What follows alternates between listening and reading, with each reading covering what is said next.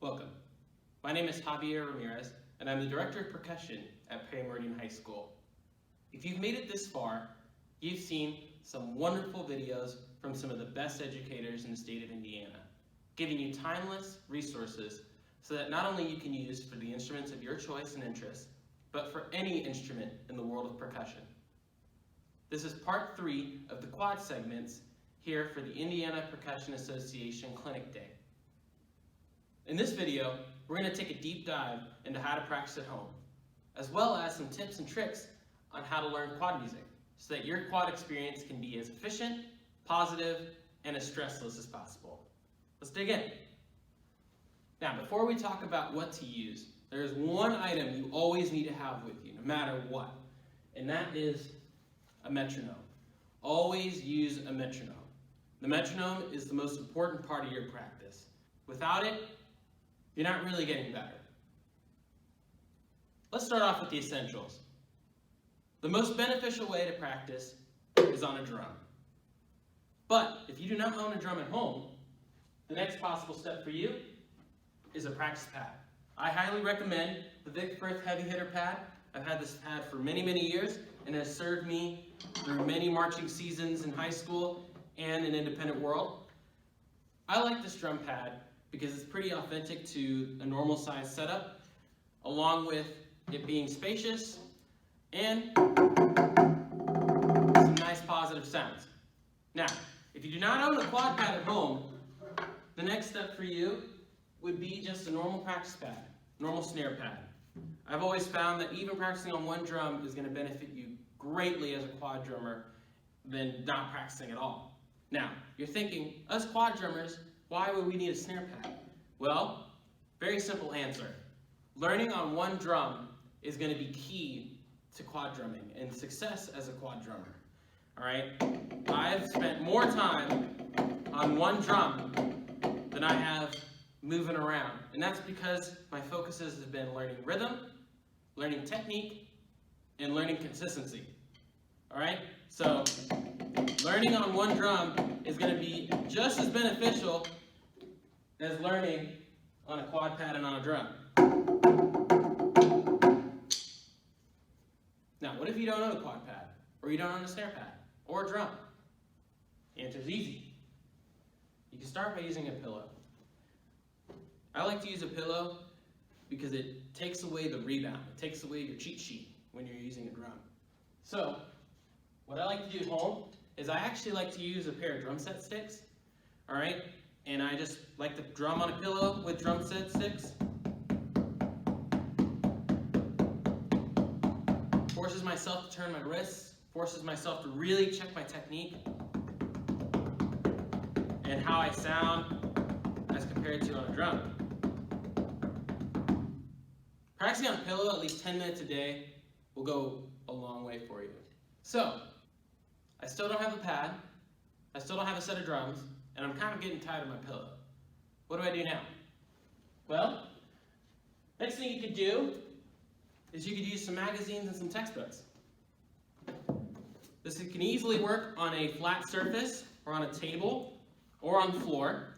I've done this many times on the floor and on a flat surface, but I recommend bringing 5 or 6 books out and try to set up a normal quad setup as best as you can. I'm using a drum right now because I don't have a flat surface, but hopefully you understand the idea. And as soon as you have it set up, you got yourself a little makeshift quad pad. Again, I still like to use a pair of drum set sticks so I can focus on technique a little bit more and so I don't damage my books.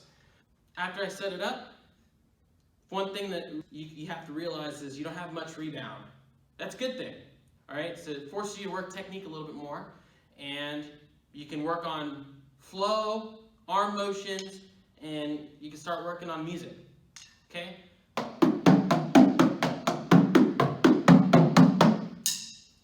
What are some other ways you could practice with? I always recommend recording yourself on a recording device, such as an iPad, your phone, or a camera, so that way you can see yourself practicing. You are your best teacher. You're also your biggest critic.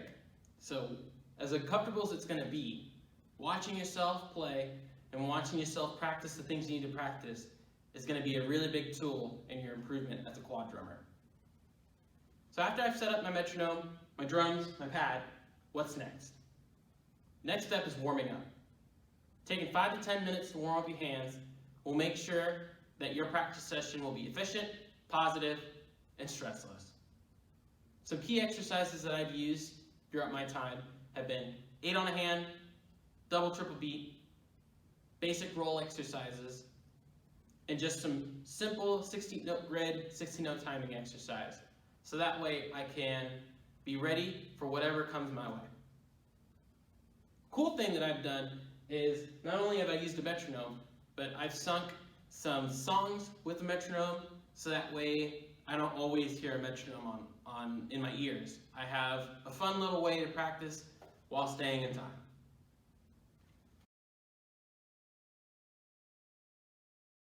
Before I leave you guys, I want to perform for you a lick that I wrote specifically for this clinic, so that I could show you the steps that I go through when learning quad music. I'm going to perform the lick at the original tempo, a little bit under tempo, and then I'll go ahead and break it down a couple bars at a time, so that way you can learn it with me and you can perform it. If you want the video to be shared, make sure you record it and post it on your social media and tag the Indiana Percussion Association social media accounts, so that way I can see you guys performing it and give you the feedback that you want. So without further ado, let's break this down from a fundamental standpoint.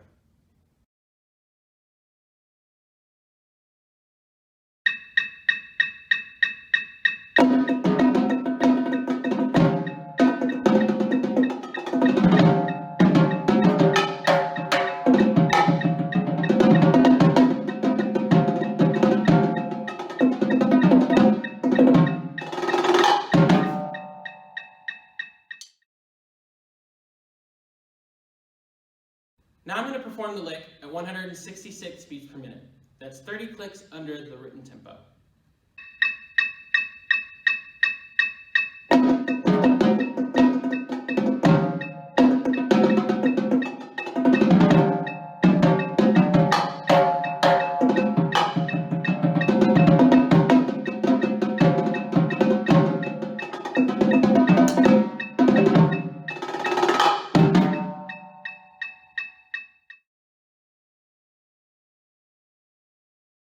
Now that you've had a chance to hear it and watch it, let's learn it. The first thing that I'm going to do when I'm looking at a piece of quad music is looking at the time signature, the tempo, and how many drums I'm using. So this lick is written for 5 drums, and we're in 4/4 time, and the goal tempo is 196. Obviously, I'm not going to be learning at 196 right away. I'm probably going to learn it at 166, which is 30 clicks under. And I'm also going to learn it at 1 drum. I don't want to learn the arounds right away. I want to learn the right rhythms and the right stickings before I learn the around patterns. Okay, so look at the first 2 bars for me. Right away we got some flam passages and dynamics. First dynamic we're looking at is mezzo forte. Halfway through the second bar, we go down to piano and crescendo to forte. Alright? When you play the triple flams on the left hand, make sure they're all even. Okay? You don't want a natural decay. Okay? Alright? So, let's go ahead and play this at a pretty slow tempo. We have a metronome, you know. Okay? It's a really slow tempo, but it gets us learning it the right way. Here we go. 2 bars for me, please. 1, 2, ready, and go.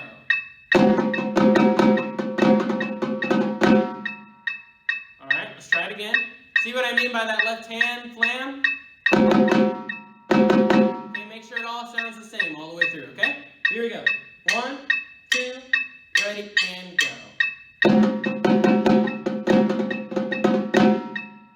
Alright, make sure we crescendo at the very end of that bar. Alright, let's try it one more time before we add the around patterns, okay? 1, 2, ready, and go.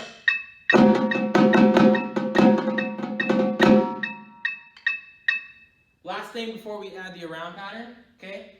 That left hand diddle there after the flam, then the flam drag in the second bar, okay? Just make sure it's low. when we stroke that out, okay? Here we go. I'm going to speed it up just a little bit here. And now we can add the around pattern. All right? So now we're adding the around pattern. Let's make sure we keep the integrity of the rhythm and the stickings along with the dynamics. Here we go. 1, 2.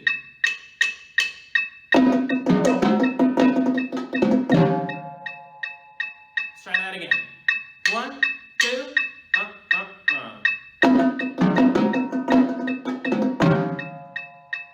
Alright, so make sure we keep a nice, good posture. Okay? Nice, good stance. Good playing zones. Let's try it one more time. 1, 2. Ready, and go.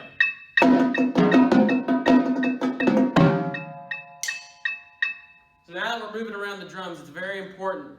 These flams, left-hand flams, alright, we keep it nice and consistent. We don't decay. Alright, and make sure we're playing good playing zones and we're just flowing through. Let's look at the next 2 bars. Personally, I think these next 2 bars are the trickiest 2 bars. Alright, because of the rhythm.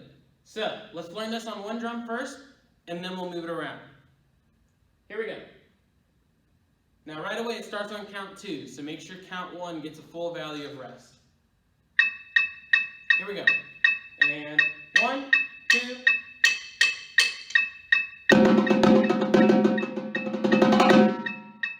Alright, let's try that again. 1, 2, ready, and go.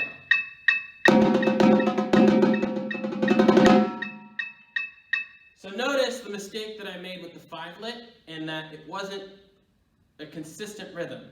I put a space between the 3rd right and the 1st left hand.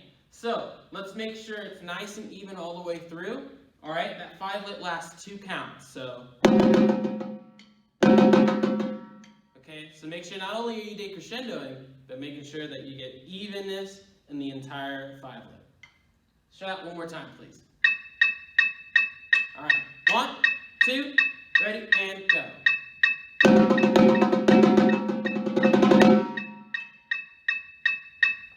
put it on the move. Here we go. And 1, 2, ready, and go. So notice that I sped up quite a bit, right? Because we're moving around the drums now. So let's make sure that we're moving around the drums and we're still playing in time. Here we go. 1, 2.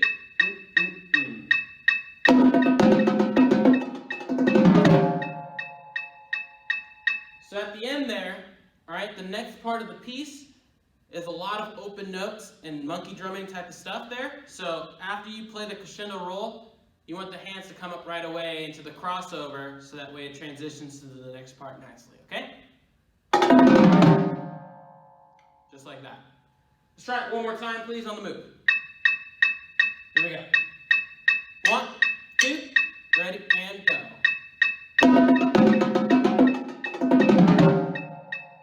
Much better. Much better, right? Bar 6 and 7, pretty easy. All right, so let's look at bar 8. Bar 8, you see 4-lits again, but in a different sticking. All right?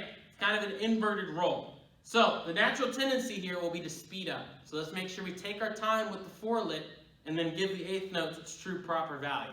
All right? So on one drum, let's do the next bar, or bar 8, please. Here we go.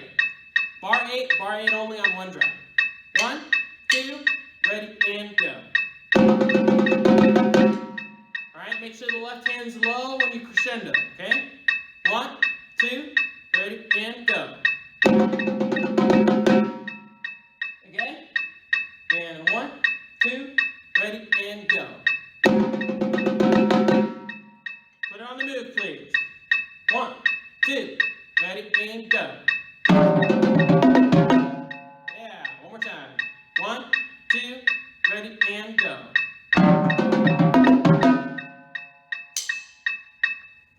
So when I'm practicing, to me that bar is something that I'm going to have to slow down even more, okay? Because sometimes I get carried away and I speed up the rhythm, okay? So this is a good opportunity for you to maybe grab the pillow and just chop out some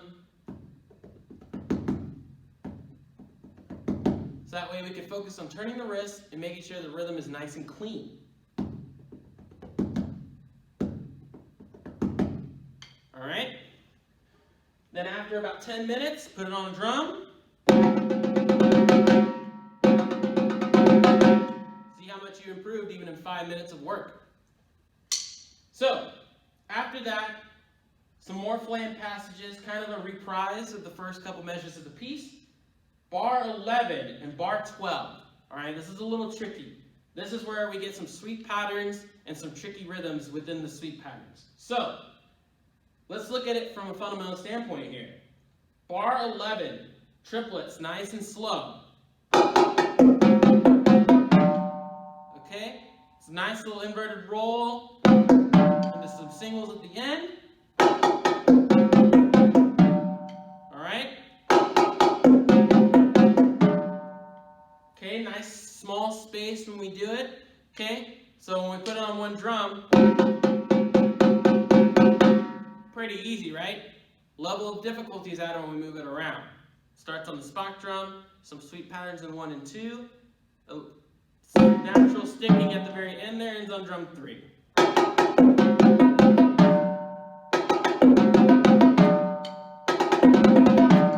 Okay, just make sure you keep the triplet rhythm when we're moving around though. Okay, smaller space. Make sure we use triplet rhythms. Okay, stroke it out so we can avoid the rims. All right, and then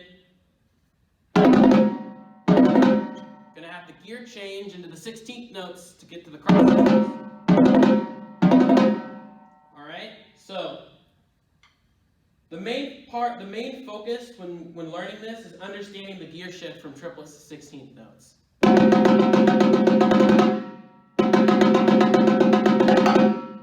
Okay, understand that quick change and what you have to do with your hands to get to that point. So notice how I hit the rim right away, right? Gotta stroke out the rhythm.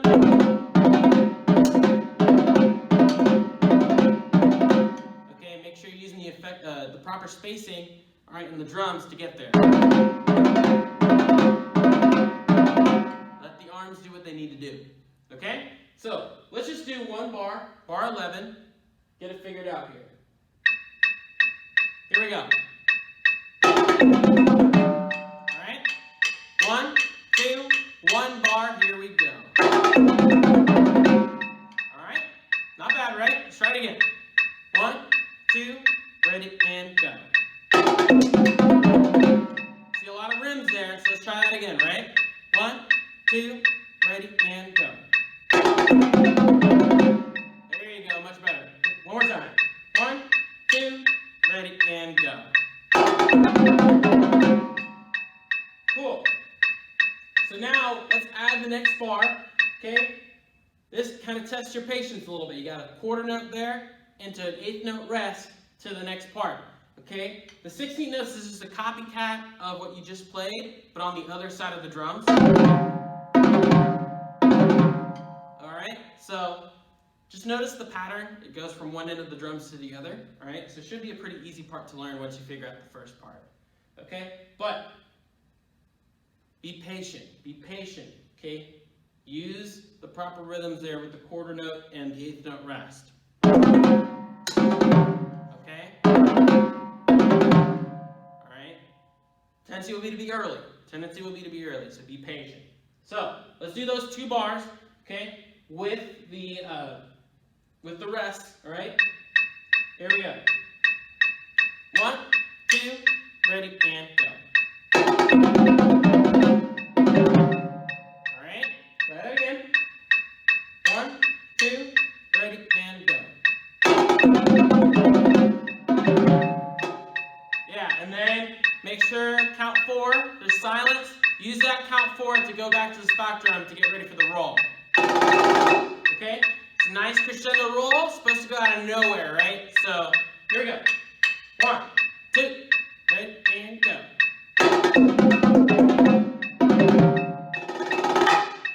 Okay?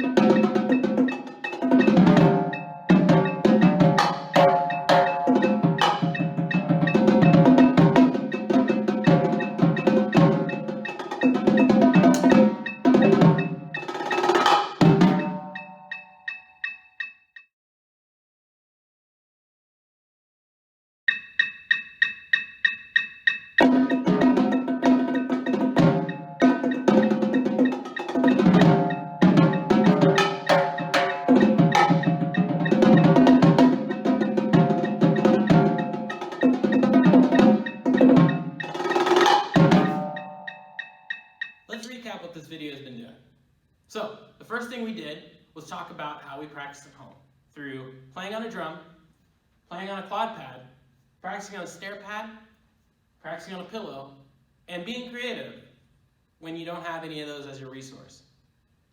Always, always, always use a metronome, no matter what.